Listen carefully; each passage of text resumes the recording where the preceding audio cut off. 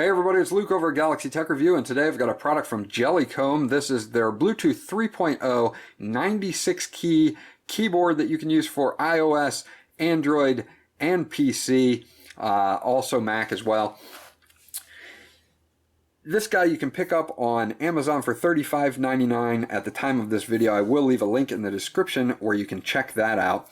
Now on the outside of the box, it's kind of just a bulk box, so there's really no stats here. I'm going to bust this guy open and then we can get into it really quickly and show you guys everything that it comes with, the keyboard itself, the user manual as well. And I was expecting to see a micro USB cable somewhere, but either mine didn't come with one or it does not come with one, and that's fine. I have 1,000 micro USB cables, so I'm not really worried about that, but just be forewarned that if it was just on my side that I didn't get one, that may have been the case.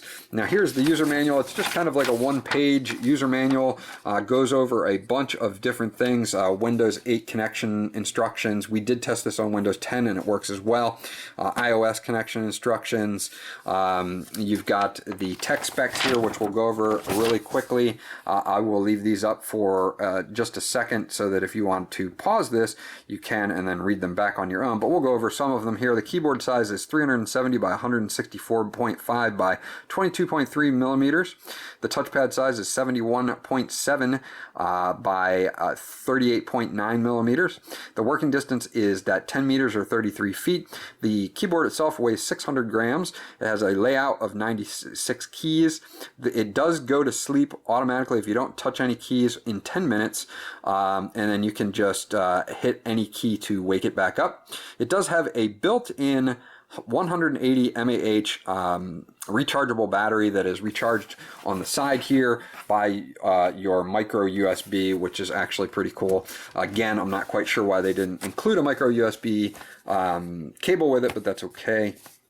The charging time is about 2 hours. The working voltage is 3.7 volts, obviously. Now we've got some standby current and some sleep current. You guys can check those out if you want. They're all within the milliamp range there, depending on what the currents work on. You'll get, oh, here's our Android connection. Please open the power, turn the power switch on the top right of the keyboard. Press 1 second to turn it on, 4 seconds to turn it off. It's kind of a little weird on the wording there. Press the function caps lock key, and then that will set a blue light, a fast blue blinking light to get you into pairing mode. Open the Bluetooth and then search. You will find Bluetooth 3.0 keyboard. Hit that, and then there will be, I believe, a code that we have to put in. So I will show you that as soon as we look over the keyboard here. There's also keyboard maintenance, FAQs, the status LEDs. I'll go over all of these. Here are the system function keys, because obviously if I hit function, you'll see here on the keyboard you've got an iOS button, an Android button, and a Windows button.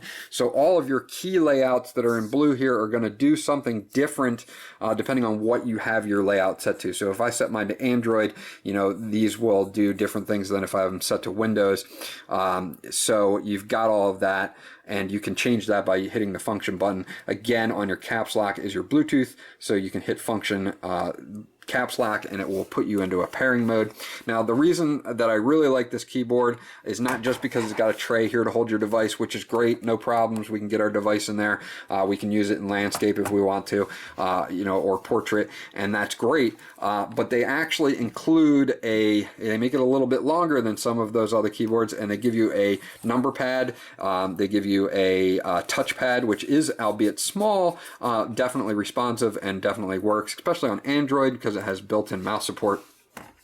So you've got your LEDs at the top here, you've got your num lock, your caps lock, your Bluetooth status, your battery status will turn red when your battery is going down. Now you also have your dedicated power button. You do have a switch here for 1 or 2 Bluetooth devices, so you can have this paired up to 2 different Bluetooth devices and then switch over by just switching the switch. So what we're going to do is we'll leave it in 1, I guess, at this point, or switch it over to 1. We'll turn it on,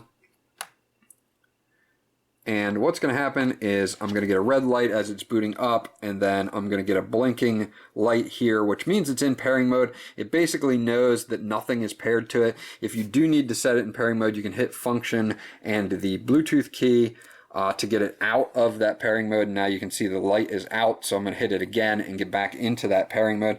So very simple.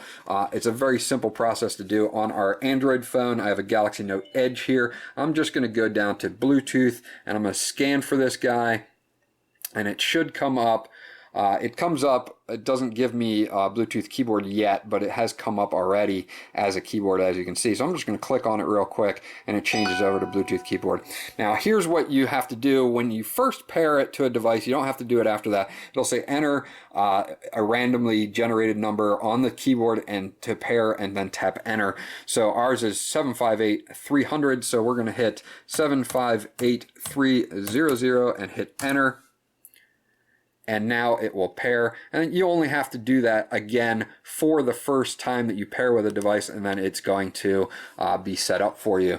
So right now we're paired to our Android device. Just to make sure, I'm going to do a function Android to make sure that I'm taking advantage of the Android. Now if I use the arrow keys, you can see I'm floating around my screen there. If I want to select something like music, I can hit enter, and if I want to go back, I can hit F1. You've got a back key here. That should take me back in my music. If I want to go, if I hit escape, it should take me all the way home, which it does. Very responsive, very nice. If I use the touchpad, as you can see, I've got mouse on the screen there, and I can select things. If I want to go back into my music, I can select things to go back to my music. So I've got that. So that's actually really cool. Works perfectly in Android. And also you've got a disable your trackpad button right here, so I can hit that. If I don't want that to come up, it's now disabled, but I can still continue to use the keyboard, which is awesome. So we've got all of that working very well. You can control your volume here. Volume up and volume down controls work on Android. And again, we tested this on a Windows 10 PC. We didn't have any problems with it working the same way. So Jellycomb did a really great job with this. Now I've got a little thin case on my Galaxy Note Edge. It still fits in here, no problem. In landscape and portrait, it's not a problem to use it that way. If you have a thicker device, you're not going to be able to fit it in here with a case. My best advice in most of these style slots is to try to use your device without a case. If you happen to have a real thin TPU case like I have on mine, you shouldn't have a problem. But just be aware of that. You kind of have to test your actual device out. Now, if you have something like a Microsoft Surface, those are a little bit thicker, although the Surface Pro 4 should work theoretically in this, and I don't have one to test right here, but I can show you the phone, and again, no problems with the phone fitting in there, even with a smaller case. So Jellycomb did a great job on this. It works very well on Windows and Android. I didn't personally test it. I don't have any iOS devices. I don't have any Macs or any iPhones or iPads, so I can't test it on that, but I'm assuming from what I've gathered on the Windows side and the Android side that this guy will perform just as well in iOS. I'm kind of perplexed on why they didn't send me a cable with this, a recharge cable. There's, with that battery that's built in, it's a 180 milliamp battery, and I will double check that again just to make sure. It is a 180 milliamp battery. They're saying that it'll take about 2 hours to charge it, and they say it lasts months. Obviously, if I will update that as I test this and I go on. So that's what they say. Even if I got a solid month out of it, I'd be happy with that. So that's no problem for me.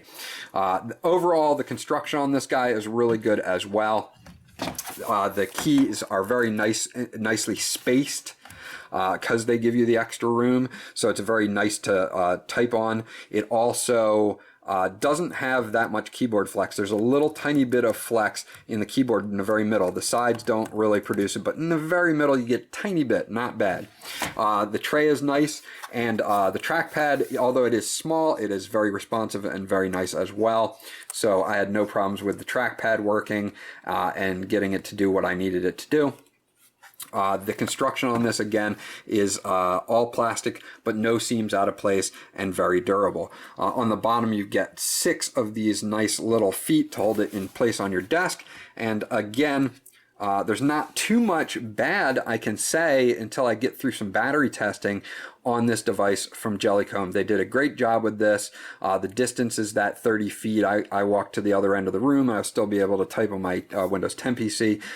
They did a really solid job on this keyboard. So anyway, this is the B021 multi-channel universal desktop slot keyboard for tablets, smartphones, and PCs from Jellycomb. You can pick this up again on Amazon. This was Luke from Galaxy Tech Review. If you have any questions or comments about this device, please leave them in the comment section below and I'll get back to you as soon as possible. Please like and subscribe, and I will check you guys out on the next video.